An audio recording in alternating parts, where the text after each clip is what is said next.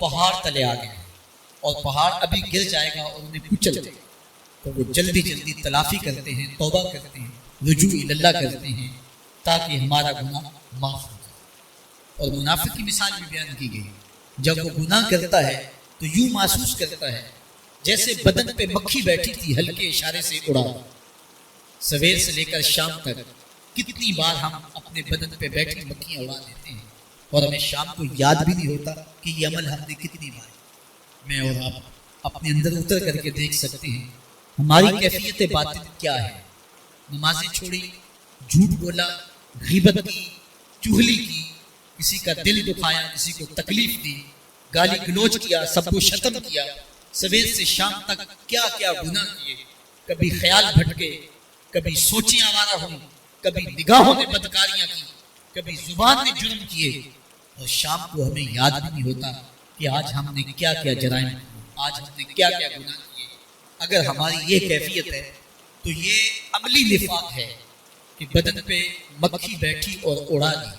اور اگر ہماری کیفیت یہ ہے کہ گناہ کے بعد یہ محسوس ہوتا ہے کہ ہم پہاڑ تلے آ گئے اور اللہ کی ناراضگی ہم نے مول لے لی اور جلدی جلدی توبہ کر کے رجوع کرنے کی جانب بڑھتے ہیں، تو پھر مبارک ہو، نہیں تو مجھے اور آپ کو اپنا محاسبہ کرنا چاہیے۔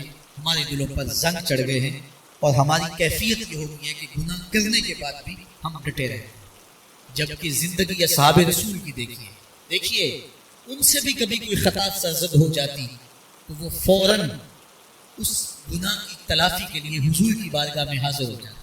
حضرت ابو لبابہ رضی اللہ تعالیٰ عنہ نے اپنے آپ کو مسجد نبوی کے ستون کے ساتھ بندھوا دیا اور کہا کہ جب تک میری معافی نہیں ہوگی تب تک اپنے آپ کو کھلواؤں گا نہیں، اور پھر جب ان کی بخشش کا اعلان ہوا تو پھر حضور کے ہاتھوں سے اپنے آپ کو انہوں نے کھلوایا۔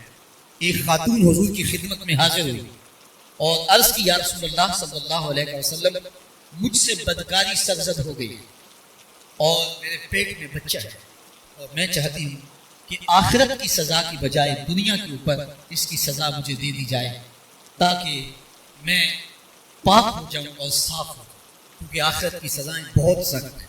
اللہ کے محبوب علیہ السلام نے جبریل امین سے ایک دن پوچھا تھا، مجھے جہنم کے عذابوں کا ذکر سنا، تو عرض کی، یا رسول اللہ صلی اللہ علیہ وسلم، سب سے ہلکا عذاب، اخف العذاب، ہلکا ترین عذاب یہ ہے کہ جہنمی کے پاؤں میں آگ کے جوتے رکھے جائیں، باقی اس کے پورے بدن پہ آگ نہیں ہوگی، صرف آگ کے جوتے اس کو پہنائے جائیں، لیکن اس کی حدت، گرمی اور شدت اتنی ہوگی، یغلی منہما دماغہ، اس کی شدت سے اس کا دماغ پگھل کر ناک اور کانوں کے ذریعے سے باہر آنا شروع ہو جائے۔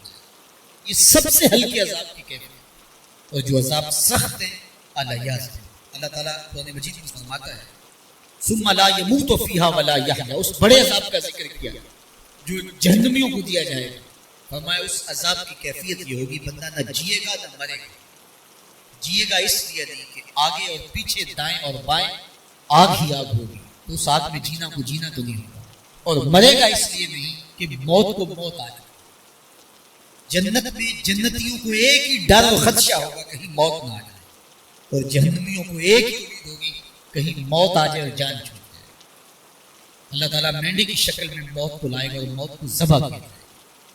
جنتی جنت سے اور جہنمی جہنم سے دیکھ رہے ہیں، جب موت کو ذبح کر دیا جائے گا اب موت نہیں، تو جنتی اتنے خوش ہو جائیں گے کہ اگر موت کو موت نہ آئی ہوتی تو یہ خوشی سے مر جاتے، اور جہنمی اتنے مایوس، دکھی اور پریشان ہوں گے کہ اگر موت کو موت نہ آئی ہوتی تو یہ صدمے سے مر جاتے۔ وہ کتنا سخت عذاب ہوگا، اللہ یاذ باللہ کے ہلکے ترین عذاب کی کیفیت یہ ہے کہ پاؤں میں آگ کا جوتا اور دماغ پگھل کے ناک اور کانوں کے راستے سے باہر۔ تو اس نے عرض کی، یا رسول اللہ صلی اللہ علیہ وسلم، میرے اوپر حد جاری کر دیجیے۔ اور اس نے کہا کہ میرے پیٹ میں جو ہے وہ بچہ ہے۔ اللہ کے محبوب علیہ السلام نے فرمایا، جاؤ جب بچہ پیدا ہو تو پھر آؤ۔ وہ چلی گئی، تو جب بچہ پیدا ہوا تو گود میں اٹھائے پھر حضور کی خدمت میں حاضر اور عرض کی، یا رسول اللہ، یہ ہے بچہ جو میں نے گناہ کیا تھا، بدکاری کی تھی، آج یہ اس کی نشانی ہے۔ تو اللہ کے محبوب علیہ السلام نے فرمایا کہ اسے لے جاؤ اور اسے دودھ پلاؤ، اور جب یہ کچھ کھانے پینے لگ جائے گا تو پھر آئے۔ تھوڑی دیر کے بعد، کچھ دنوں کے بعد وہ دوبارہ حاضر ہوئی اور اس نے اس بچے کے ہاتھ میں روٹی کا ٹکڑا دیا اور عرض کی یا رسول اللہ دیکھ لیجئے اب یہ روٹی کھانے لگ گیا ہے۔ اللہ اکبر، وہ اللہ کے محبوب کو فرمایا لے جاؤ اور جا کے انہیں سنسار کر۔ اس کی یہ حد بنتی تھی، اس کو سنسار کیا، اس نے خود یہ سزا اپنے لیے قبول کی۔ مائز ابن مالک اسلمی عرض کی یا رسول اللہ طاہر نہیں، مجھے پاک کر دیجیے۔ میرے حضور نے فرمایا جاؤ اللہ سے معافی مانگو۔ وہ گئے اور معافی مانگی، بے چینی اتنی تھی، پھر آ گئے اور عرض کی طاہر نہیں یا رسول اللہ، حضور مجھے پاک کر دیجیے۔ فرمایا جاؤ اللہ سے معافی مانگو۔ وہ گئے، معافی مانگی، پھر پلٹ گئے، تیسری مرتبہ، چوتھی مرتبہ۔ آقا کریم نے فرمایا فیما ہوتا ہے، تمہیں کہا اللہ سے معافی مانگو، کریم ہے معاف کر دے گا، تم پھر پلٹ گئے، تمہیں کس جرم سے پاک کروں؟ قال من الزنا، عرض کی مجھ سے بدکاری ہو گئی اور میں چاہتا ہوں کہ دنیا پر فارغ ہو جائے۔ حضور نے فرمایا کہ اس کا توازن عقلی تو ٹھیک ہے، عرض کی حضور صحیح الحواس ہے۔ کہا کہ یہ نشے میں تو نہیں کہہ رہا، کسی نے اٹھ کے منہ کا کہا حضور ایسی بات۔ فرمایا تم سوچ لو کیا کہہ رہے ہو؟ کہا حضور جو میں کہہ رہا ہوں وہ سچ کہہ رہا ہوں، مجھ سے گناہ سرزد ہو گیا اور میں چاہتا ہوں کہ دنیا پر ہی فارغ ہو جائے۔ اللہ کے محبوب علیہ السلام نے فرمایا کہ انہیں سنسار کریں۔ مائز ابن مالک اسلمی کو سنسار کر دیا گیا۔ جب ان کا جنازہ اٹھا تو حضور بھی جنازے کے جلوس میں تھے۔ کسی کی زبان سے نکلا لو مائز نے گناہ کیا، بس یہ بات سننے کی دیر تھی، اللہ کے محبوب کے چہرے پہ جلال آ گیا۔ میں خبردار اگر کسی نے میرے مائز پہ بات کی، میرے مائز نے ایسی سچی توبہ کی ہے اگر روئے زمین کے تمام مسلمانوں میں بانٹ دی جائے لکفاہم، سب کی مغفرت ہو۔ انہوں نے اپنے آپ کو خود پیش کیا۔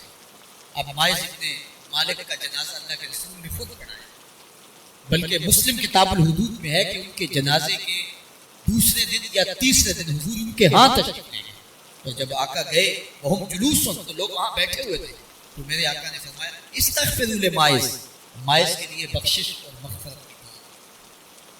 تو یہ بات ذہن نشین کیجئے کہ یہ وہ لوگ تھے کہ جن سے کبھی کوئی گناہ سرزد ہو جاتا تو وہ جلد توبہ کرتے، اور اس کی بڑی سے بڑی حد اور سزا بھی ہوتی تو وہ بھی کاٹنے کے لیے تیار ہوتے۔ میں اور آپ دیکھیں کہ ہماری زندگی میں اگر گناہ ہے اور ہمیں سچی توبہ کی توفیق بھی نصیب نہیں ہے تو پھر ہم سوچ لیں کہ ہم کہاں کھڑے ہیں۔ دیکھیے اللہ دلوں کے بھید جانتا ہے۔ سچی توبہ یہ ہے کہ جو کیے پر ندامت ہو اور آئندہ نہ کرنے کا عزم مصمم، پکا ارادہ ہو کہ یہ گناہ زندگی میں دوبارہ نہیں کروں گا۔ الگ بات ہے کہ پھر دوبارہ اس سے سرزد ہو جائے، لیکن جب وہ توبہ کر رہا ہو تو اس وقت اس کا پختہ عزم ہو اور اس کے دل کے کسی گوشے میں نہ ہو کہ چلو میں توبہ کر لیتا ہوں، پھر ہو گیا تو پھر کر لوں گا۔ پکا عزم ہو کہ دوبارہ یہ گناہ نہیں کروں۔ اور اگر زبان سے توبہ توبہ کر رہا ہو اور دل میں ہو کہ ٹھیک ہے یہ تو صبح بھی مجھ سے عمل بد سرزد ہونا ہے، تو اللہ تعالیٰ سے یہ مذاق کرنے والی بات ہے۔ اور اللہ تعالیٰ سے جو مذاق کرتا ہے وہ کہاں کھڑا ہے وہ خود سوچے۔ وہ کیا کسی نے کہا تھا کہ توبہ کی، پھر توبہ کی، پھر توبہ کر کے توڑ دی، میری اس توبہ پہ توبہ، توبہ توبہ کر اٹھی۔ تو ایسی توبہ نہیں ہے کہ جو رسماً کسی مجلس میں چلے گئے، کسی اجتماع میں چلے گئے تو سب لوگوں نے توبہ توبہ کی تو وہ بھی توبہ توبہ کرتا رہا، لیکن اس کا عزم مصمم پختہ ارادہ نہیں تھا گناہوں کو چھوڑنے کا، تو یہ توبہ نہیں، یہ مذاق ہے۔ اس لیے اللہ کے حضور سچی توبہ یہ ہے کہ ماں قبل کے گناہوں سے ندامت پیدا ہو جائے اور سچے دل سے ارادہ کیا جائے، پختہ عزم کیا جائے کہ دوبارہ میں یہ گناہ نہیں کروں گا۔ یہ الگ بات ہے کچھ عرصے بعد اس سے پھر سرزد ہو جائے، پھر وہ گناہ ہو جائے تو پھر وہ پکی توبہ کرے تو 100 بار بھی گناہ کرے گا، 100 بار بھی توبہ کرے گا، اللہ 100 بار کو پہاڑ تلے آ گئے اور پہاڑ ابھی گر جائے گا اور انہیں کچل دے گا، تو وہ جلدی جلدی تلافی کرتے ہیں، توبہ کرتے ہیں، رجوع اللہ کرتے ہیں تاکہ ہمارا گناہ معاف ہو جائے۔ اور منافق کی مثال بھی بیان کی گئی، جب وہ گناہ کرتا ہے تو یوں محسوس کرتا ہے جیسے بدن پہ مکھی بیٹھی تھی، ہلکے اشارے سے اڑا دو۔ سویر سے لے کر شام تک کتنی بار ہم اپنے بدن پہ بیٹھی مکھیاں اڑا دیتے ہیں اور ہمیں شام کو یاد بھی نہیں ہوتا کہ یہ عمل ہم نے کتنی بار۔ میں اور آپ اپنے اندر اتر کر کے دیکھ سکتے ہیں ہماری کیفیت باطن کیا ہے۔ نمازیں چھوڑی، جھوٹ بولا، غیبت کی، چغلی کی، کسی کا دل دکھایا، کسی کو تکلیف دی،